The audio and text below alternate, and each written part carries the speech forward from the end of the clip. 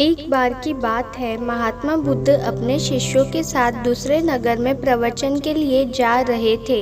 काफी दूर चलने के बाद सभी शिष्य थक गए और वे फिर महात्मा जी से बोले, गुरुजी, यदि आपकी आज्ञा हो कुछ देर कहीं रुक कर विश्राम कर ले। महात्मा जी बोले, वत्स, कहीं उचित स्थान देखकर हम वहीं विश्राम करेंगे।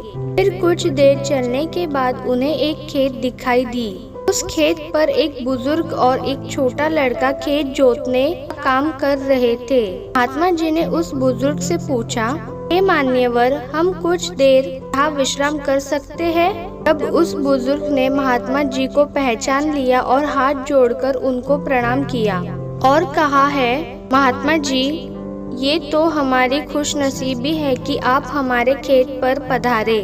आप वहाँ उस पेड़ के नीचे विश्राम करें। मैं आपके जलपान का प्रबंध करता हूँ। महात्मा जी बोले, हे मान्यवर, आप अपना कार्य पूर्ण करें, हमें कुछ नहीं चाहिए। फिर भी वह बुजुर्ग नहीं माने और महात्मा जी को कुछ फल तोड़कर और उन्हें जल देकर वह बुजुर्ग अपने काम में व्यस्त हो गए। तब सभी शिष्यों और महात्मा जी ने फल और जल ग्रहण किया और सभी वही विश्राम करने लगे। फिर वह बुजुर्ग निरंतर अपना कार्य करते रहे। तभी उस बुजुर्ग का पोता काम करते करते थक गया और मन में सोचने लगा कि अभी तो आधा खेत ही जुता है और आधा खेत अभी बाकी है। अब मैं कुछ देर विश्राम कर लूं, फिर आधा खेत जोतूंगा। ऐसा सोचकर वह एक पेड़ के नीचे जाकर विश्राम करने लगा। पेड़ की ठंडी ठंडी हवा से उस बुजुर्ग के पोते की आंख लग गई, लेकिन वह बुजुर्ग निरंतर अपने कार्य में लगे रहे। फिर जब उस बुजुर्ग का पोता अपनी नींद से जगा, तब तक उस बुजुर्ग ने सारा खेत जोत लिया। वह नजारा महात्मा जी और उनके शिष्यों ने देखा।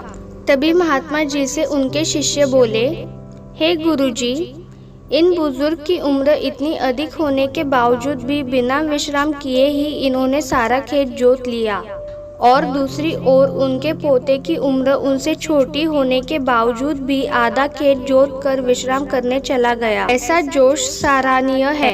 उन बुजुर्ग में ऐसा जोश देखते ही बन रहा है और वही उनका पोता आलस्य में आकर विश्राम करने चला गया। तभी महात्मा जी बोले, हे वत्स, तुम्हारा कहना उचित है, पर ऐसा इसलिए हुआ क्योंकि उस बुजुर्ग का ध्यान केवल खेत जोतने पर था, ना कि शरीर की थकावट पर। वही दूसरी ओर उस बालक का ध्यान खेत की जुताई पर ना होकर शरीर की थकावट पर था। इससे हमें यह शिक्षा मिलती है कि अपना ध्यान हमेशा लक्ष्य पर केंद्रित रखें और अन्य कहीं नहीं। यह कहकर महात्मा जी और उनके शिष्य उस बुजुर्ग का अभिवादन करके अपने मार्ग चल दिए।